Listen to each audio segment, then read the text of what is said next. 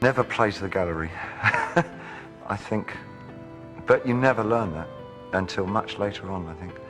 But never work for other people at what you do. Always remember that the reason that you initially started working was that there was something inside yourself that you felt that if you could manifest it in some way, you would understand more about yourself and how you coexist with the rest of society. And I think it's terribly dangerous for an artist to fulfill other people's expectations. I think they generally produce their worst work when they do that. And the other thing I would say is that if you feel safe in the area that you're working in, you're not working in the right area. Always go a little further into the water than you feel you're capable of being in. Go a little bit out of your depth. And when you don't feel that your feet are quite touching the bottom, you're just about in the right place to do something exciting. What would you like to do if money were no object? How would you really enjoy spending your life? Well, it's so amazing. As a result of our kind of educational system, crowds of students say, well, we'd like to be painters, we'd like to be poets, we'd like to be writers, but as everybody knows, you can't earn any money that way. Or another person says, well, I'd like to live an out-of-doors life and ride horses. I say, do you want to teach in a riding school? Let's go through with it. What do you want to do? Excuse me. Are you okay here all alone? I'm fine. I'm just waiting for my mom and my sister. She's upstairs in that building over there. Do you mind if I sit down till your mom comes down?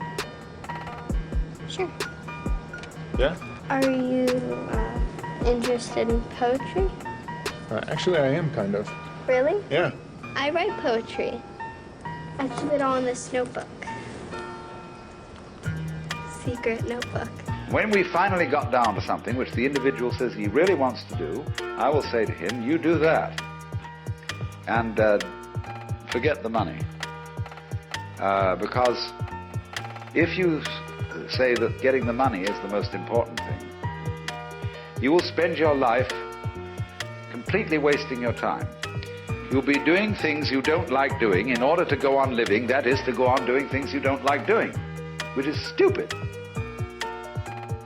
Better to have a short life that is full of what you like doing than a long life spent in a miserable way. And after all, if you do really like what you're doing, it doesn't matter what it is, you can eventually turn it, you could eventually become a master of it. It's the only way to become a master of something, to be really with it. And then you'll be able to get a good fee for whatever it is. So don't worry too much. Somebody's interested in everything. And anything you can be interested in, you'll find others who are. But it's absolutely stupid to spend your time doing things you don't like. May I ask a question? Yeah. So, I would like to make a deal with you. I mean, instead of just asking you for money, I will ask you for a word. Yeah, you give me a word, I take the word, and then I will write a poem with the word inside. And if you like it, I mean, if you like my poem, and if you feel it adds something to your life in any way, then you can pay me whatever you feel like. I write in English, of course. Okay. All right, great. So? Pick a word. Oh, A word.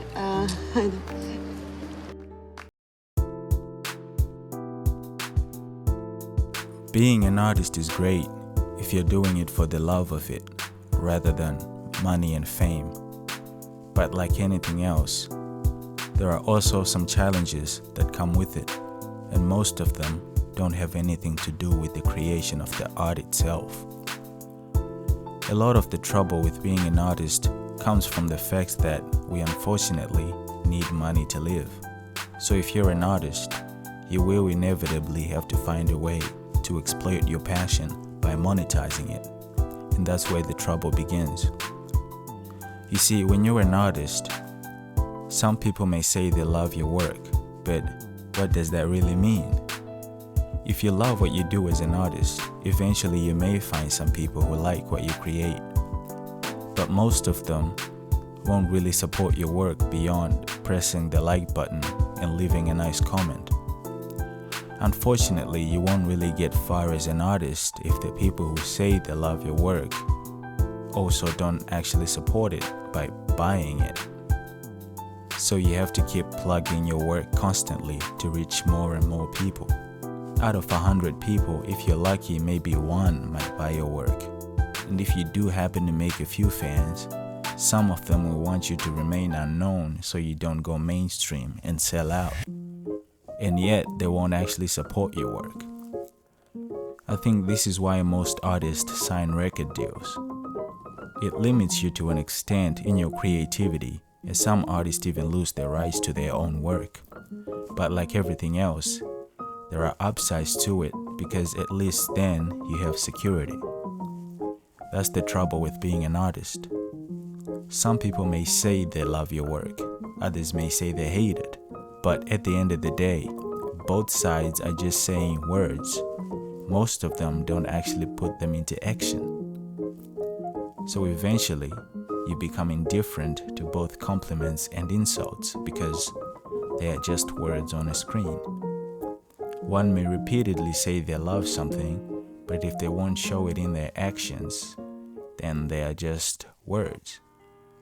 This realization is actually good for the creativity of the artist because all great art is made without considering what the audience would think of it.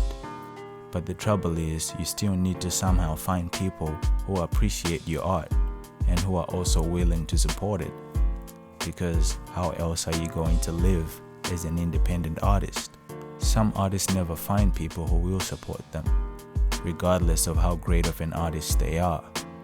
This is what happened to Van Gogh, because he was so ahead of his time that it's only now that people want to buy his art for millions of dollars. But when he was alive, nobody cared enough to even buy it for a cent. That's the trouble with being an artist.